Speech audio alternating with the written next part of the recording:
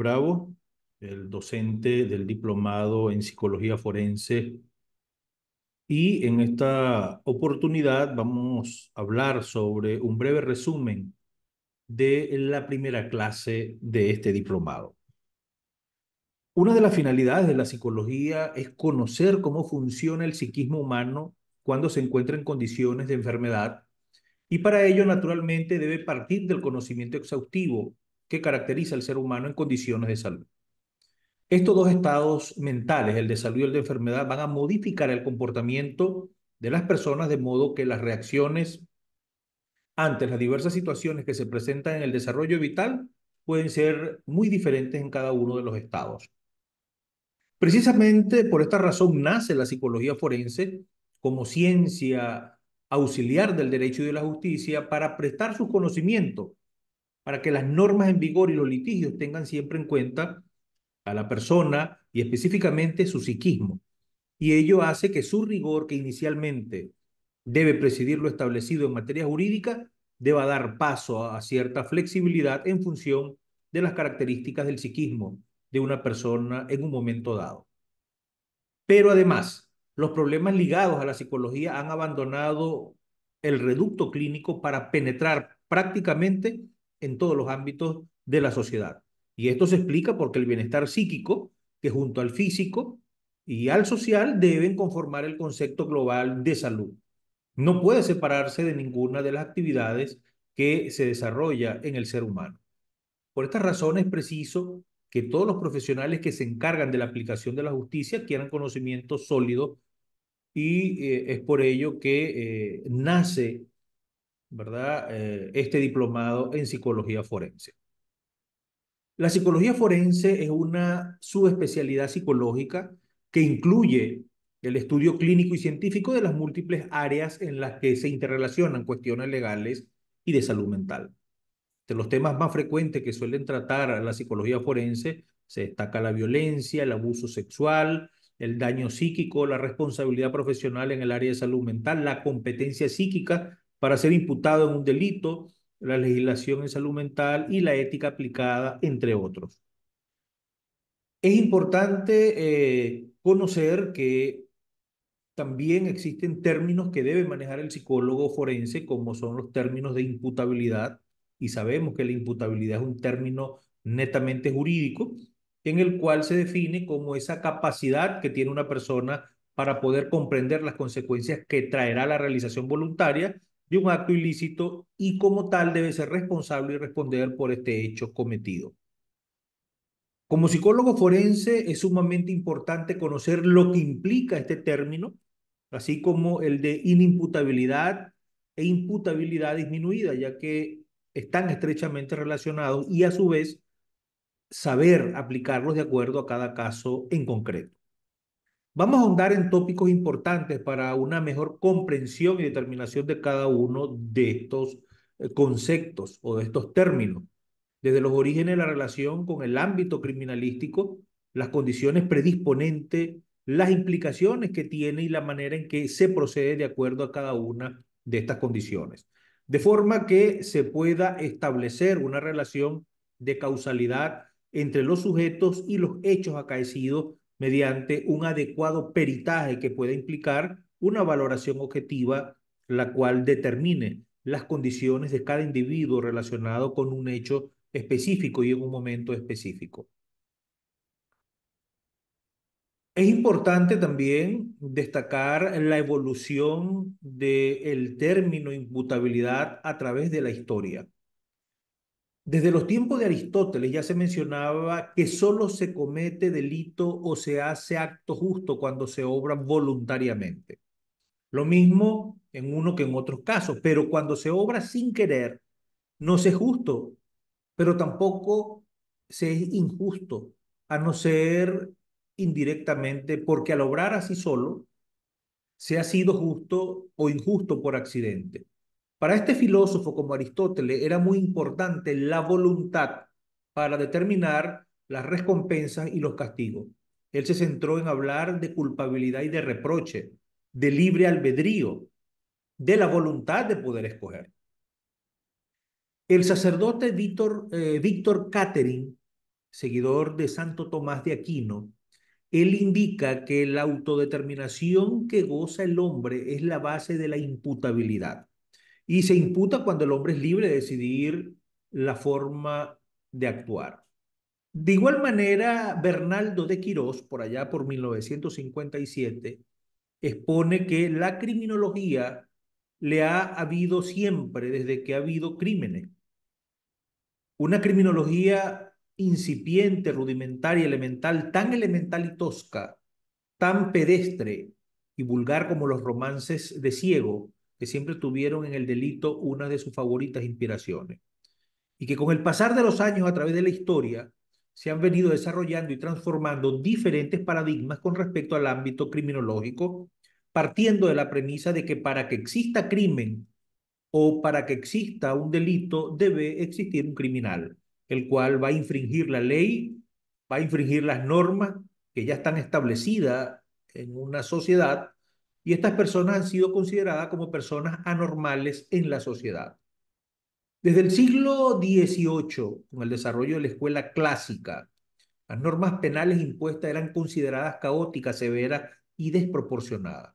Y una de las aspiraciones contemporáneas básicas de la ley penal, de los códigos penales en concreto, es que exista un mínimo nivel de seguridad jurídica, entendida esta como esa posibilidad de conocer las consecuencias jurídicas de un determinado acto.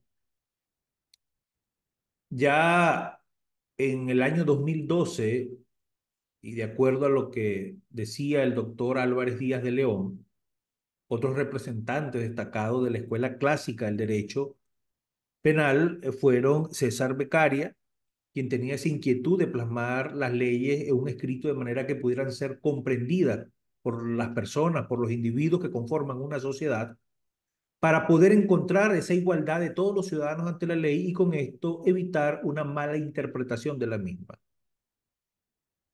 Y así sucesivamente podemos encontrar a través de la historia un ejemplo, Zaffaroni.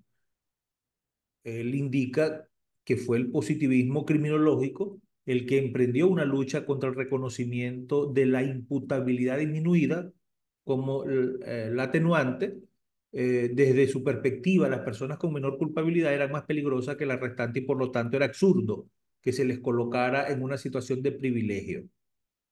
Y así sucesivamente van a encontrar en el PDF que les voy a facilitar todo este material que los va a ayudar a entender un poco sobre este tema interesante. Me voy a referir específicamente al psicólogo forense con una interrogante. El psicólogo forense puede o no puede contestar si un hombre en el momento que cometió el delito era libre de escoger si él lo realizaba. Déjenme decirles que sí. El psicólogo forense sí lo puede hacer. Pero él lo puede hacer bajo una investigación científica previa del funcionamiento del cerebro. Solamente podrá decir en el momento de la comisión del hecho punible si el funcionamiento o el estado mental de ese hombre era compatible o no con un accionar autónomo. Se refiere a un modo de ser del sujeto, un estado espiritual o a un conjunto de condiciones psíquicas en el momento de la realización de un hecho que ocasionaran consecuencias a partir de este acto, de las cuales debe ser consciente el mismo para ser responsable legalmente de lo que eso produjo. Por lo tanto, la imputabilidad representa la capacidad para delinquir, ya que sin ella como requisito no puede existir un delito. Para hablar de imputabilidad se debe tener claro lo que implica un delito, la culpabilidad y la responsabilidad, ya que son términos que van de la mano para una mejor comprensión. Lo vamos a estar hablando en los minutos subsiguientes. Otro aspecto fundamental es hablar de la culpabilidad. Para que exista culpabilidad debe haber imputabilidad y debe haber responsabilidad.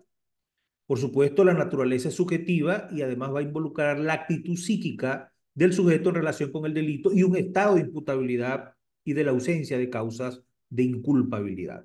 La culpabilidad corresponde al aspecto subjetivo de la acción delictiva en relación constante con la persona del sujeto y sus condiciones anímicas en el momento de cometer el delito. Es decir, es el juicio o la forma como el sujeto interpreta su ambiente y cómo él se relaciona ante este ambiente. De igual manera, el Código Penal de Nicaragua establece estas eximentes y estas atenuantes de responsabilidad que es importante que las leamos, ¿verdad? Y están en el material PDF porque es un poco teórico. Entonces es importante que usted lo lea en el PDF que le facilite. En conclusión, después de analizar esta breve historia de la evolución y las condiciones normativas respecto a la imputabilidad e inimputabilidad, queda claro el hecho de que el actuar del ser humano siempre ha sido de gran importancia en la sociedad, ya que es esta la que ve reflejada directamente las consecuencias de los actos realizados por el ser humano. Es importante para el forense poder determinar certeramente estas condiciones claves que van a influir en el actuar de los imputados valorados, ya que esto conllevará la imposición de una determinada medida necesaria para su rehabilitación o, por el contrario, la imposición de una pena que deberá cumplir como consecuencia de su actuar. El psicólogo forense es un especialista en psicología y de cierto modo debe conocer sobre aspectos legales, sobre aspectos criminológicos, aspectos criminalísticos, policiales, médicos, entre otros, que han logrado especial conocimiento a través de entrenamiento y experiencia en esta área específica. El trabajo del psicólogo forense incluye actividades periciales clínicas, educacionales, directivas y de investigación. La tarea puede desenvolverse en el ámbito privado o en instituciones tales como hospitales, centros penitenciarios, ámbitos policiales, entre otras áreas. La psicología forense se enfrenta a menudo con tareas muy difíciles, tales como la determinación del estado mental de un acusado en el momento de los hechos, máxime cuando ha transcurrido algún tiempo desde su ocurrencia. Pero es aún más compleja la labor cuando se trata de determinar el estado mental de una persona en el momento de su muerte. No obstante, la vida psíquica del ser humano deja huellas de una u otra forma en documentos, obras de artes, espacios habitados a lo largo de su existencia, en la propia vida de otras personas.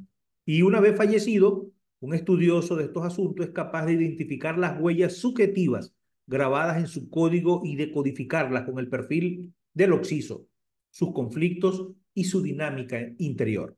El lograr establecer el estado mental de la víctima de homicidio en el momento de su muerte nos coloca en esa posibilidad de definir si se encontraba en estado de indefensión y de resultar esto demostrado pericialmente, pudiera variar la tipificación delictiva de homicidio o homicidio simple, en asesinato o homicidio calificado, puesto que el autor del hecho habría actuado contra una persona psicológica y jurídicamente indefensa. En el caso, el examen psicológico pudiera devenir en elemento clave para agravar la situación del victimario y elevar el marco sancionador, pero también pudiera constituir un atenuante si se demuestra que se trataba de una víctima provocadora que precipitó su propia victimización, llevando al autor a un estado de desorganización psicológica que determinó o al menos influyó en el paso al acto homicida. Otro de los temas interesantes de esta primera lección, de este diplomado en psicología forense, es saber diferenciar entre un psiquiatra y un psicólogo. La psicología clínica y la psiquiatría son disciplinas de la salud mental, que algunas veces son confundidas con frecuencia, ¿no? Y la diferencia principal es que un psiquiatra, entre un psiquiatra y un psicólogo, tienen diferente formación. Un psiquiatra estudia medicina y después se va a especializar en enfermedades mentales. Un psicólogo estudia la carrera de psicología y luego realiza una especialidad en salud mental.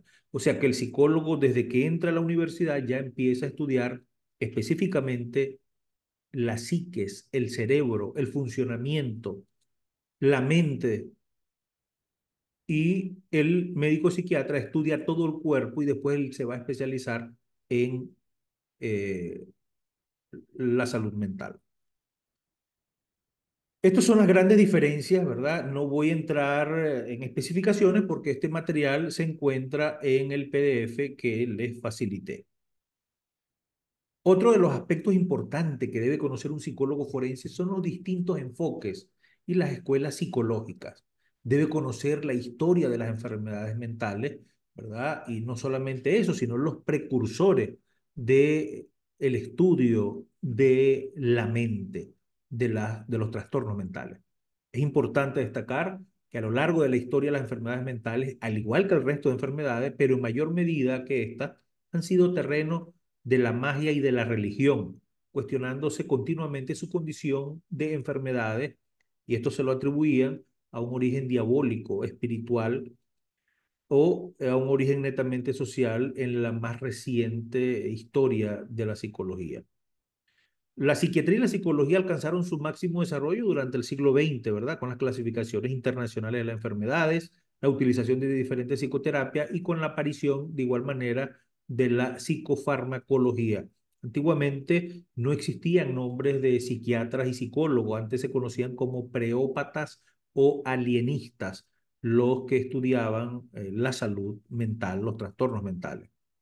De igual manera, existen destacados profesionales de la salud mental como el doctor Kreplin, uno de los más influyentes psiquiatras alemanes del siglo XX, ¿verdad? Él estudió sus pacientes hospitalizados elaborando un sistema de psiquiatría descriptiva que inclusive todavía se emplea para clasificar los trastornos mentales de acuerdo a, a las conductas que presentan los pacientes y por la evolución del cuadro clínico que estos tienen.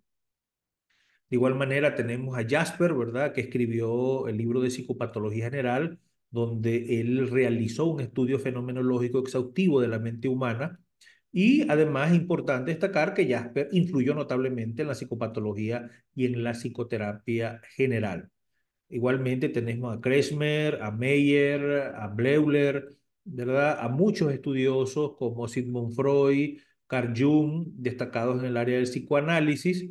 En el conductismo tenemos a Iván Pavlov, a Aaron Beck, a Skinner, a Watson, a Joseph Wolpert, y en otras terapias como a Roger, a Fritz Perl y Eric Werner.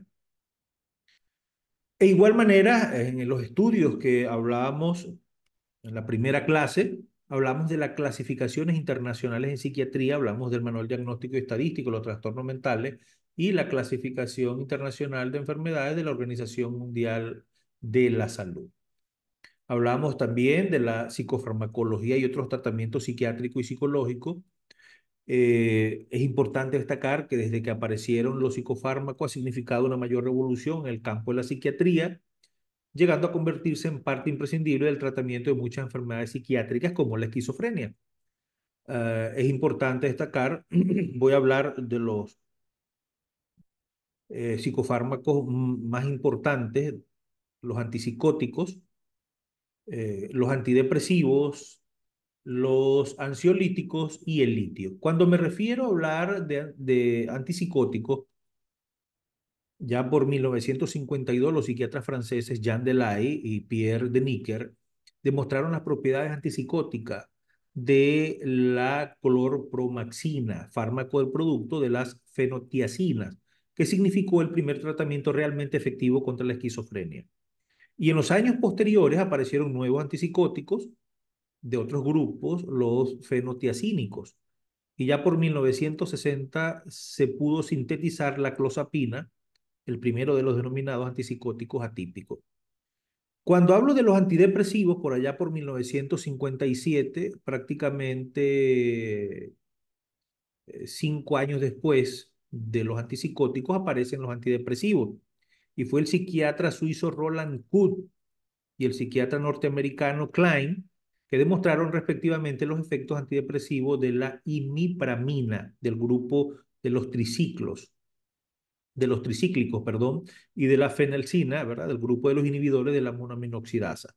Y ya por 1987 se introduce la fluoxetina, el primer inhibidor selectivo de la recaptación de la serotonina. Posteriormente, al comenzar el siglo XX, solo se conocían 5 fármacos con propiedades sedantes y ya estamos hablando de los ansiolíticos.